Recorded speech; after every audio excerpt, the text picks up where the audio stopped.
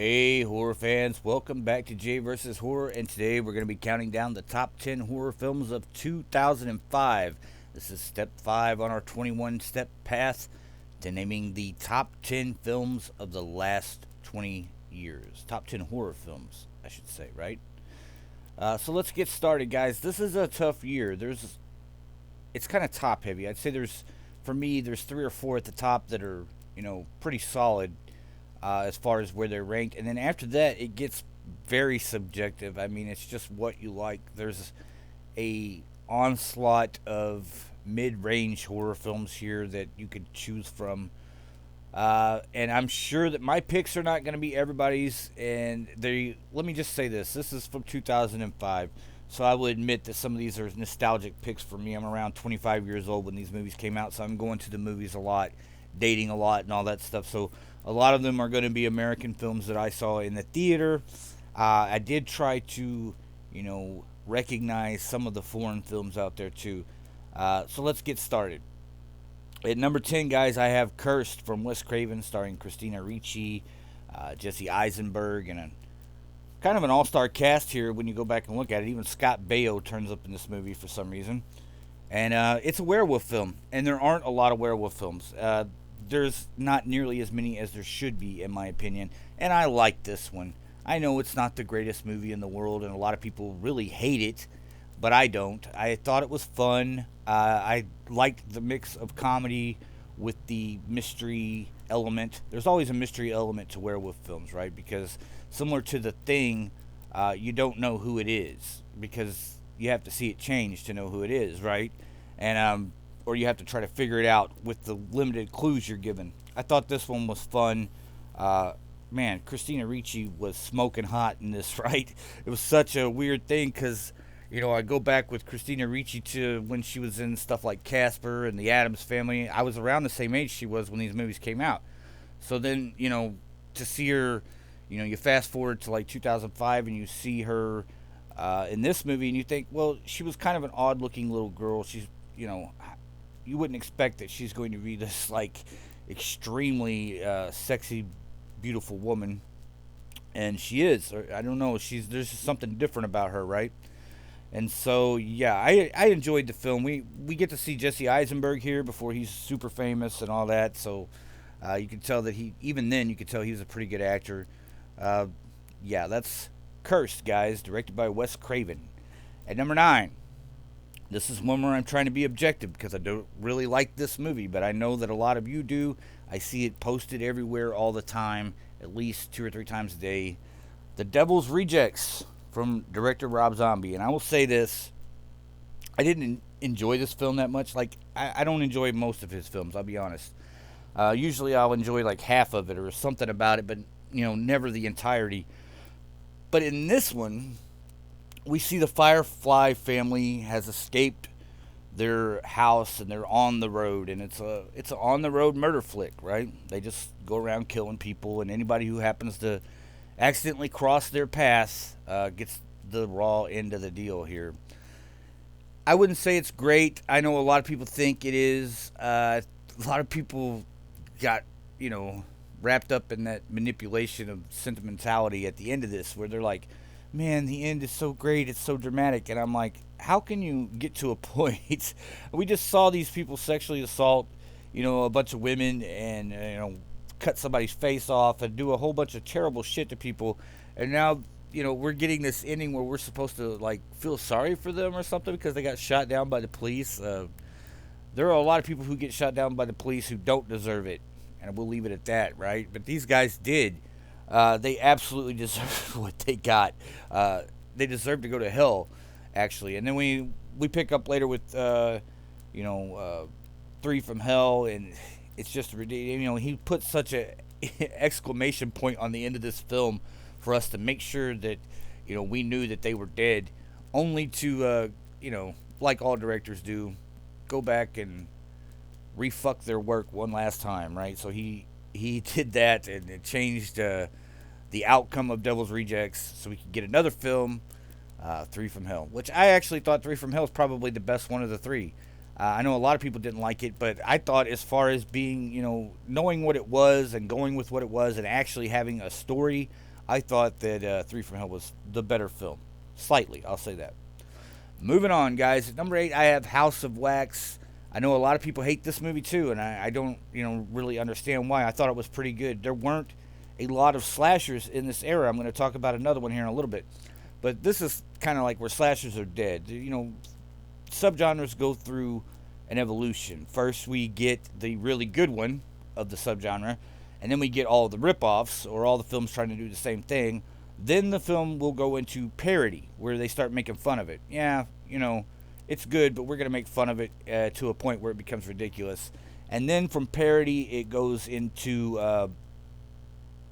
what I call the meta phase, where people start saying, well, let's play with it, the concepts of it, and the fact that it could be real and people might know that it's real, and make all these, meta jokes and things like that. So I think that's what happens, especially if you look at the slasher genre. It really happened there. And I thought House of Wax was, trying to bring it back a little bit. And I thought they did pretty good. I like the story about the two brothers.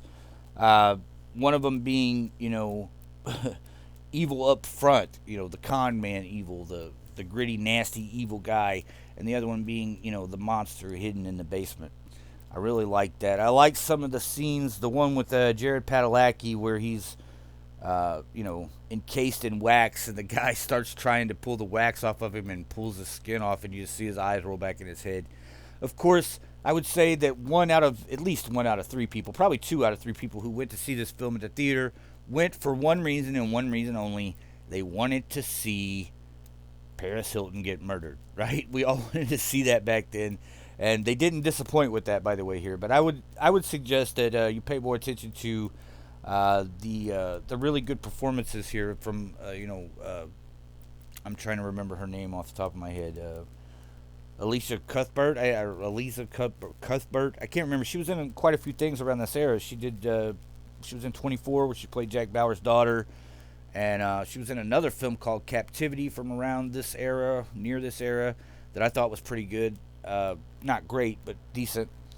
And so, yeah, she did some stuff here. And we also had Chad Michael Murray, who up until this point, I don't even remember. I think the show he was on, was like One Tree Hill or something. I don't remember exactly what it was, but I know it was kind of like a, Melrose Place meets 90210 type thing, or whatever. It's one of those shows, geared towards a younger audience, I'd say. And so he wasn't taken very seriously. Still not taken very seriously. I think I've seen him in a few things. This and Ghost of... or Haunting in Connecticut 2, Ghost of Georgia. I'm sure we'll get to talking about that sometime along the way here, trying to explain why that even exists. But, yeah, I thought he was pretty good in it. And so, yeah, we have a bunch of decent young actors here, and pretty good slasher film, I thought. I like the creepiness. I like how the whole town was set up, by these guys to have all these wax figures in it. But let's move on, guys. At number 7, I have Saw 2. I think Saw 2 is the jumping off point, right? Saw is the original, and so once they saw the potential to make money here, they kind of repurposed the entire franchise, right? We're going to change things, okay? Because the original premise, we're told that it's this guy who has cancer. And by the way, we don't know this till the end, right? We're told it's this guy who has cancer, who has all these ideas about what life and death should mean to people. So here we meet Jigsaw for the first time. We also get Donnie Wahlberg, who's actually a pretty good actor. Donnie's not bad at all. He turns up in another James Wan movie called Dead Silence, which I thoroughly enjoy. But yeah, this is where we get the concept of, that I'd say the blueprint for the rest of the franchise, right? Because we go from having these two guys locked in a room to we need a wide array of victims, and we need to go through these different games with them and put them through these different tests and stuff like that. So I think the film, even though it's not my favorite in the series, I would say probably my favorite is 6 and then 4. I know that's weird. I'll explain when we get to them. But, yeah, I thought this is definitely important. And it's similar to, like, Friday the 13th Part 3, where, in my opinion, Friday the 13th Part 3 is not one of the better films. It's in the top half, but it's just not one of the top 2 or 3 for me. But it is iconic, and we get to see Jason's mask. Friday the 13th Part 3 is also the first time we know from the beginning of the movie that it is Jason. We're not guessing who the killer might be anymore. We know it's Jason, and so it's therefore kind of like a blueprint for the rest of the series. I think that's kind of what happens here. We know it's Jigsaw. It's just now we get to relax. We don't have to wonder who it is anymore. We just get to enjoy the traps and things like that. Although I will say they do try to maintain some mystery about adding his cohorts, right? Like there's always somebody else involved. There has to be because Jigsaw is dying, right? And they're constantly trying to pass this mantle, but they want to keep us guessing too, right? So I thought, Saw 2 deserved to be on this list, and I have it at number 7. At number 6, I have one. This is probably gonna really make people shake their heads. I know, but at number 6, I have one that I thoroughly enjoy. It's called Venom, and I think that this film suffered from some bad CGI. But other than that, it's one of my favorite slasher films from this era. I mean, we have a bunch of kids, and one night there's an accident on a bridge, and then we have like a voodoo priestess who has a suitcase that is full of evil spirits that she's, exorcised from people. And her car starts to go off this bridge. This guy, Ray, who is local, weirdo, or they treat him that way. He's really just a mechanic. Seems like he's actually probably a pretty good guy. And he tries to stop and help, and he tries to get in the car and help this woman out. He does, but then the car goes off with him in it, and of course the suitcase of evil spirits opens, and it's represented by snakes, I believe. They attack him, and of course he becomes this very dark Mr. Jangles boogeyman type thing, right? And you always hear his chain jangling when he's walking. And I thought this one was really good. It's a good slasher. It has a voodoo element, and it has a great young cast. DJ Catrona, who ended up being in like the G.I. Joe movies and Dusk Till Dawn series, and just a bunch of other ones here too. Megan Good is in this for a minute. I can't remember if it's Redman or Method Man that turns up in this too, but yeah, there's a good cast here. And I like the film. I think it suffers a little bit from bad CGI. It's that era where its CGI is a little better than it was when it started, but it's still not very good, especially if you don't have a big budget. Maybe you shouldn't mess with it. And so I think if they had just went straight practical effects with this all the way through, it would have spawned a franchise. There would have been many more of these. But I like this one, and I think it's very good, very underrated. Venom at number 6. At number 5, I did reach out into the foreign film market here and got Cachet, which I really enjoyed this film. And it's just a film about a couple who, find some videotapes that are very personal and intimate. And they start to wonder, like, who is filming us and what's going on here. And it's a whole mystery that also kind of, like, shows us, their background and, what possible secrets could come up in their lives. If you've never seen it, I recommend going to watch it. It's a good film. It's not a straight-up horror film. I know a lot of people will argue with me and say, Jay, it's just a thriller. But it's one of those things where, for me, it's close enough, and I felt like the film deserved more recognition than it gets, so I have it at number 5. At number 4, another foreign film. This time we're going over to Australia, and we're starting to get into those ones that are really hard. You really can't take these out of this list. I mean, some of these other ones I've talked about, you could probably take them out of the list, replace them with other stuff. But these, I don't really think you can. At number 4, I have Wolf Creek, and man, this is... for me, this movie was hard to watch, and I've watched a lot of hard-to-watch movies, and this one just really got to me, like, I don't know, just this big, sweaty, disgusting guy and the things he does to these kids. I remember watching this film, and, like, there was something inside me that, my blood started to boil while I was watching this. And I came to the realization that if I ever found myself in this situation, I'm not a religious person, but if I ever found myself in this situation, I would consider that as a message from God. That I was not put there to be a victim. I'm put there to take this motherfucker out. Because I don't think he's that smart. I don't think Mick Taylor's that smart. I don't think he's that tough, to be honest with you. He's about, 50-something years old. And to me, I don't know. I think that it's one of those situations. I'm telling you, like, this movie made my blood boil when I watched it. I just wanted to go kill this motherfucker, right? I know he's not real. Or actually, let's hold up there. Let's pump the brakes, because this is all based on some true events that occurred in Australia.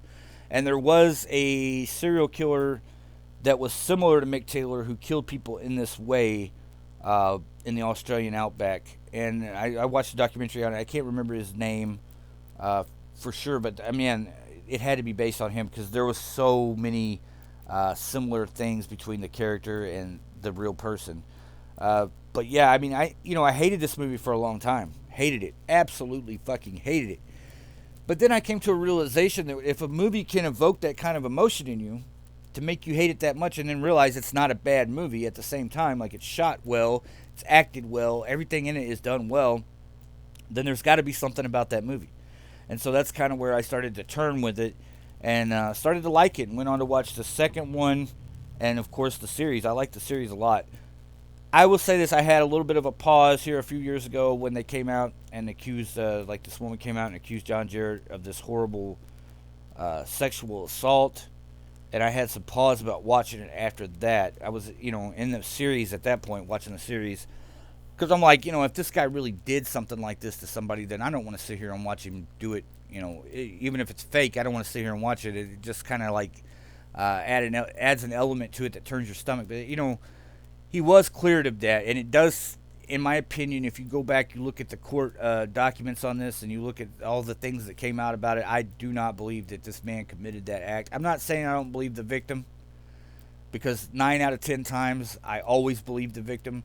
But every now and then somebody just, I was a cop for 12 years, and every now and then somebody gives me a story that doesn't gel, and it's hard for me to just totally buy what they're saying, even though I want to always believe the victim, because when it comes to believing the victim, in my opinion, a lot of times it's better safe than sorry. But if you're accusing someone of something this atrocious and they didn't do it, then who is the real victim? So I'll leave it at that. I don't want to get too far into that, but I'm just saying, like, there for a little while, I had some pause about it. It kind of turned my stomach a little bit until things panned out.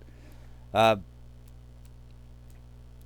number 3, I have Eli Roth's masterpiece, in my opinion, Hostel. And I even like Hostel too. I'm a big fan of both these movies. I really like this one. I think there's some moments in it where it could be smoothed out a little bit. Eli tends to overindulge a little bit at the beginning of some of his movies. I'd say one of the best examples is his film Aftershock, which goes on for about 40 minutes or something before anything really happens. Then the movie turns into a great horror film if you can get through that first part. And I think that kind of happens with a lot of his films. Hostel's like that too. But I think here it's character development. We're seeing these guys travel together. We're seeing that they're friends, that they have this great relationship with each other. And we're also kind of being hinted at some of the secrets that they have, right? That maybe there's some things about them they don't want each other to know. And that's fine. But, it's used against them in a horrible way when all this stuff goes down.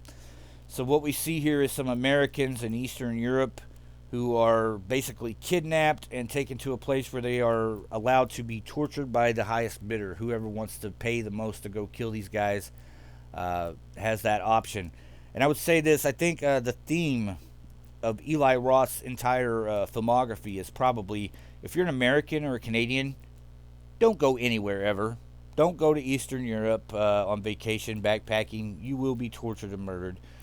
Don't go to the Amazon, to the rainforest. You will be tortured and eaten. Don't go camping because you will get sick and your friends will turn on you. It's just, if you look at all of Eli's movies, a lot of them revolve around the fact, especially his earlier stuff, revolve around the fact that maybe it's not such a good idea to go places. Maybe just stay home, right? Of course, and then we get knock knock, so then you're not even safe staying home, right? But anyway, yeah, I really enjoy Hostel, guys. I don't know who wouldn't have seen this movie by now. It's a lot of people, when it came out, this is one that got, they're like, it's torture porn. It's a torture porn movie. No, it's not a torture porn movie. I've seen torture porn movies. I've seen a Serbian film, Life and Death of a Porno Gang, Torment, on and on and on and on. And I can tell you, this is not a torture porn film. It's just a horror film with a bunch of fucked up shit happening to people. If you want to watch torture porn, hit me up and I'll send you some links to some movies that will make you want to throw up in the middle of your sleep. You know what I mean? But anyway, let's move on, guys. At number 2, I have, and some people may say this isn't a horror film. I don't really care, but The Exorcism of Emily Rose. And this movie only gets better with age, guys. Every time I go back and watch this film, to me, it is like the second tier. I won't even say second tier. I'll say when it comes to exorcism films, this is the next best one after The Exorcist. I mean, you really can't compare to The Exorcist. That film is just iconic for more reasons than even being a horror film. There's a whole theological discussion there and all kinds of other stuff, and that's what we get here too with the exorcism of Emily Rose. There's creepy imagery. They fulfill all that as far as checking off a list if you wanted to call it a horror film. But there's also like a courtroom drama here, and there's very interesting questions brought up about the psychology of someone who feels this way, and does belief affect reality and things like that. And I think that there is an underlying message here that gets missed by a lot of people. There's a few reasons why this may be happening. One would be that maybe Emily is being possessed. Maybe she's possessed by a demon or the devil or whatever you want to call it. Two would be she's just nuts, that she's crazy. And or you could also I'll put slash here, the drug that she was taking at the time caused her to hallucinate these things, and then go further and further into that hallucination.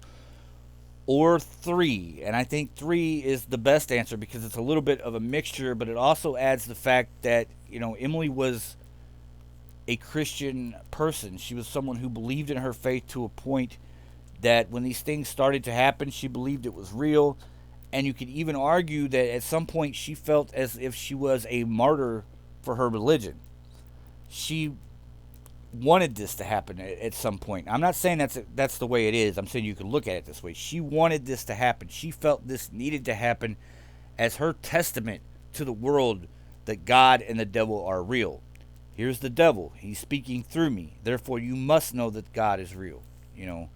And I think that's a very interesting thing. It's not something that's put right there on the outside for everyone to see. You have to look a little bit underneath the layers.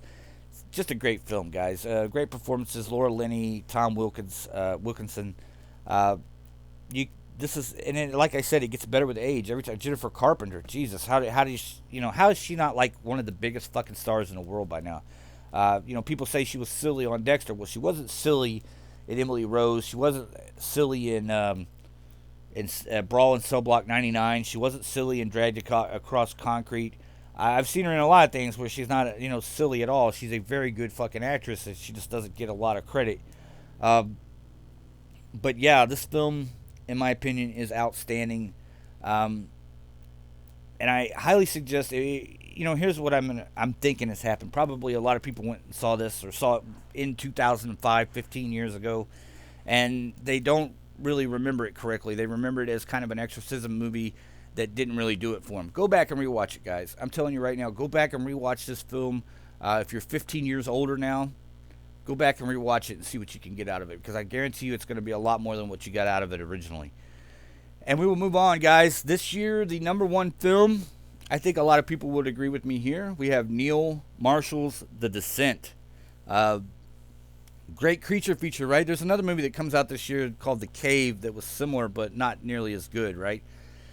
The Descent follows, a bunch of female cave divers. I think they call it spelunking, right? And they go into this area that's not been explored. I guess maybe it has been, but nobody came back to talk about it, right? And they run into these creatures down there, and it becomes a fight for survival. The movie is scary. It actually has some, great scary moments in it and great imagery and stuff like that. But there's also a great story here about how these women react to what's going on, how they survive. Do they turn on each other? Do they try to help each other? Do they go back for each other? What happens, or what's going to happen? That's what you're waiting for while you're watching this. And the movie is spot on. It's great. It's too bad the sequels weren't very good, or at least the one sequel that I know of. But yeah, guys, that's what I had at number one. Definitely a must-see film, The Descent. So that's the top 10, guys. Just to go over some other ones real quick that I didn't mention. I'm going to mispronounce this bad. Noroi, The Curse. Great foreign film. 2001 Maniacs, which has a special place in my heart, has Robert Englund and Lin Shaye. And it's just a really bad movie that's, it's a B movie. I won't say it's bad. It's fun. It's fun as hell. If you like nudity and, you like to see people get fucked up, this is a good movie, right? And it's also a remake of the Herschel Gordon Lewis. I always want to say Herschel Gordon Levitt. Herschel Gordon Lewis film from years ago. It's a fun movie. An American Haunting with Donald Sutherland and Sissy Spacek. This film had me interested. I didn't like the ending. I thought the ending. I think it's interesting in the fact that, yeah, it's got something to say and maybe people need to pay attention to that. But for me, I just didn't like, with where the story was headed, I didn't like the ending. I think they assumed, they took something that they said was real. Hey, this really happened. And then they put this ending on there that is pretty, despicable, right? But yeah, the Amityville Horror remake, guys, I almost put that one in the top 10 because I love this remake. I went and saw it at the theater when it came out. I think it elaborates a lot more to the story. We get to find out some, at least we're given a little bit of background for why this is maybe happening here, And of course, I think the scares are far better. This is one where it borders on being better than the original, right? I think the original connected with people on a level that this one couldn't. But I think as far as visually and some of the other stuff, this one's pretty good. I don't know about the performances, and another thing that kind of like irks me about this movie, I love Ryan Reynolds. He's one of my favorite actors, and I love Melissa George. She's one of my favorite actresses at this point of her career. But at this point, these guys are very young. They're pretty young, and they're very pretty.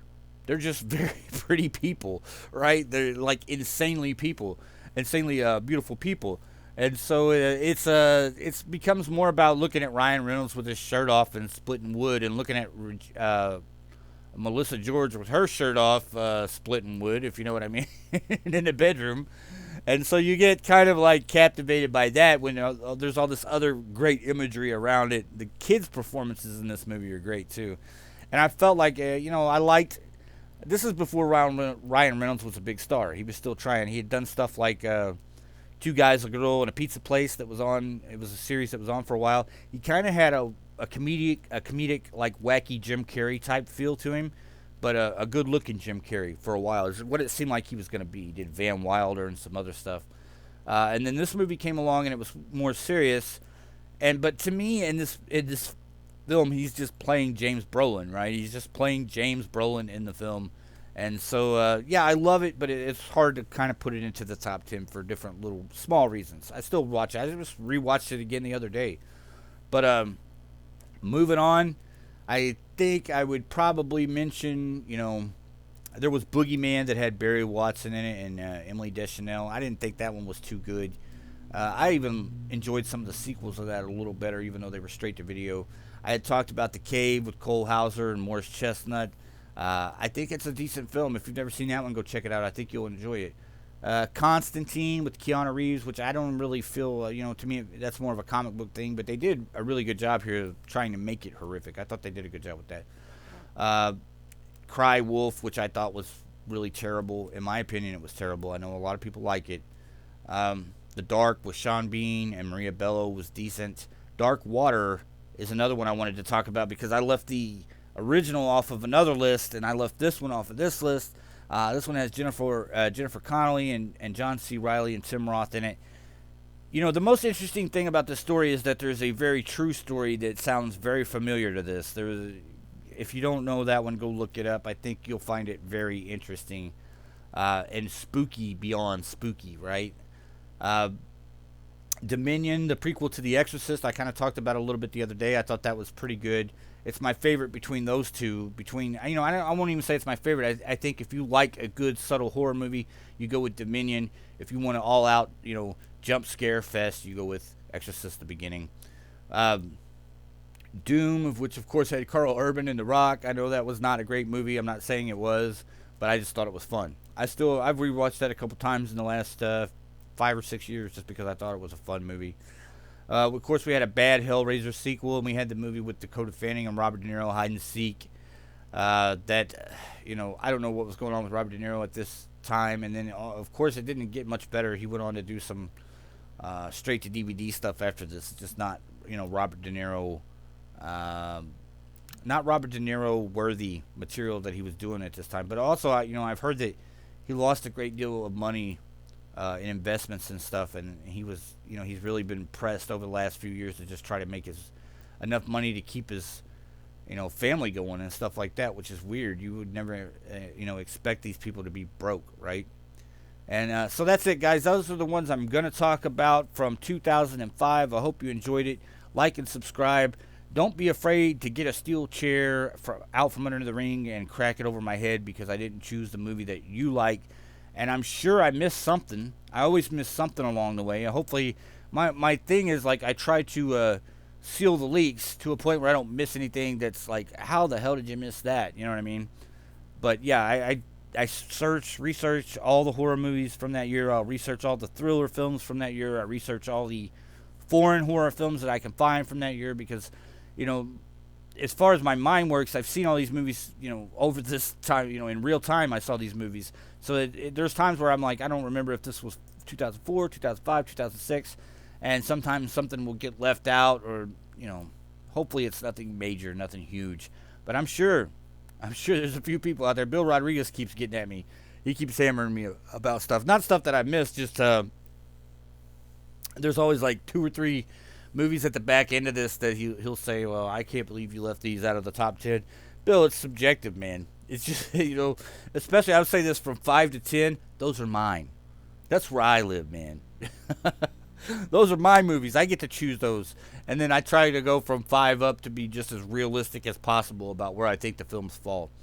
And some years it's easier than others. We haven't gotten into one of the years that's just so crammed that we can't figure out what goes where yet. And those are coming because the big horror boom is just right around the corner from 2005. A couple years from now, we're going to be talking about, there's going to be 30 or 40 movies that could easily fit in this top 10, and I'm going to be suffering when I get to that point. So, guys, that's all we have for today, and we will talk to you the next time we have something to talk about. We're talking about, and the reason why I cut myself off there is because I forgot to mention, of course, what do you think our next year is going to be, guys? It's going to be 2006, right? And so we will get back to you with 2006 the next time we have something worth talking about. Bye.